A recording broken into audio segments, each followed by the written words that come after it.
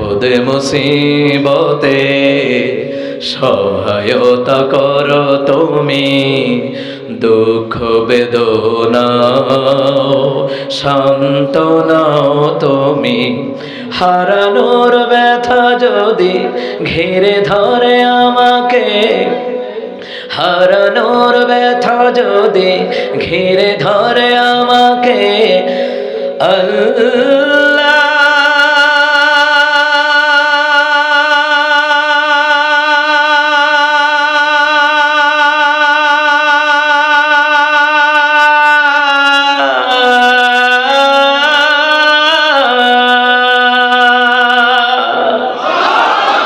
তখনও তুমি এসে গভীর ভালোবেসে কমিয়ে দিও ব্যথার পাল্লা,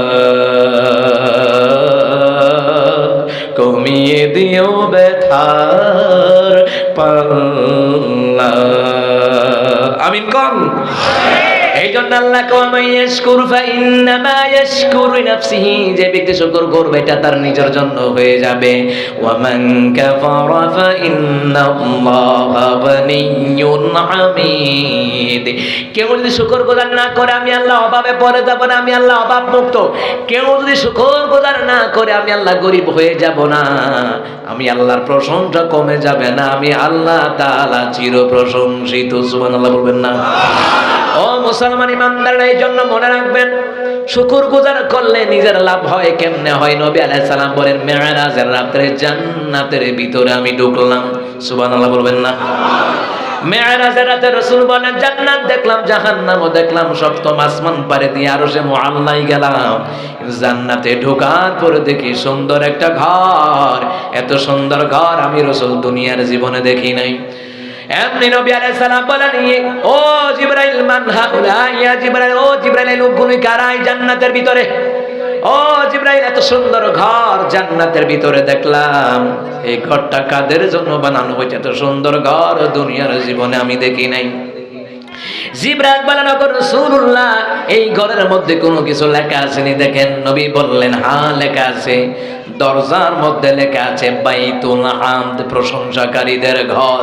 জিবরাইল বলেন, ওগো রাসূলুল্লাহ, এই বাইতুল হামদ নামক ঘরটা দুনিয়ার তাদের জন্য রাখা হয়েছে। এক নাম্বার যারা পুরুষ মানুষ, যারা ব্যবসায় লস খায় তারপর আলহামদুলিল্লাহ, বিপদে পড়ে আলহামদুলিল্লাহ, মুসিবতে পড়ে আলহামদুলিল্লাহ, সর্বক্ষেত্রে আপদে বিপদে মুসিবতে সর্বক্ষেত্রে ইনকাম কম হোক আর বেশি হোক হালাল পথে পড়ে আলহামদুলিল্লাহ, ওই আলহামদুলিল্লাহ বলনে ওয়ালা ব্যক্তিদের জন্য জান্নাতের ভিতরে বাইতুল হামদ নামক ঘরটা, জোরে বলুন তো, বানিয়ে রাখছেন কে? দ্বিতীয় নাম্বার হলো রাসূলুল্লাহ, দ্বিতীয় নাম্বার হলো নারীরা। নারীদের জন্য আল্লাহ বাইতুল হামদ বানায় রাখছে। যেই নারীরা স্বামীর সংসার করতে গিয়া কষ্ট করে সুন্দর করে জীবন যাপন করে, ঈমান আমাদের জিন্দেগি করে, স্বামী সংসারে অভাব আসলো আলহামদুলিল্লাহ, অভাব না থাকলো আলহামদুলিল্লাহ, খাইতে পারে আলহামদুলিল্লাহ, কম খায় আলহামদুলিল্লাহ, বেশি খায় আলহামদুলিল্লাহ, যতটুকু আছে স্বামী এনে দেয়, সন্তুষ্ট সাথে আলহামদুলিল্লাহ বলে, ওই নারীদেরকে আল্লাহ তাআলা বাইতুল হামদ নামক জান্নাতের ঘরটা আমার আল্লাহ তাআলা দান করে দিবে। কিন্তু নবী বললেন, নারীদের মধ্যে অকৃতজ্ঞ বেরিয়ে বেশি।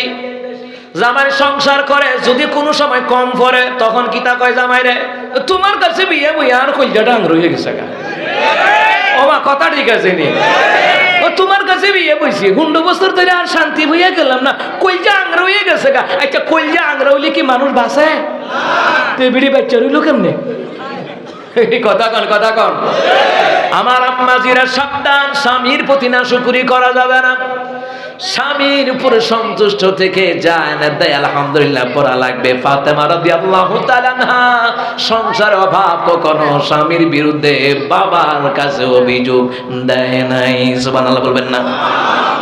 যেই নারীরা স্বামীর সংসারে কষ্ট করে, স্বামী যতটুকু দেয় ততটুকু খুশি থাকে, স্বামীর সাথে ভালো আচরণ করে, ঈমান আনে, পর্দা করে, নামাজ পড়ে, সতীত্বের হেফাজত করে, স্বামীর মাল সামানগুলি পরিদর্শন করে রাখে, আল্লাহ তাআলা ওই সকল নারীদেরকে আম্মাজান খাদিজা, আম্মাজান আয়েশা, ফাতেমার সাথে আমার আল্লাহ জান্নাতে দেখা করায়া দিবে।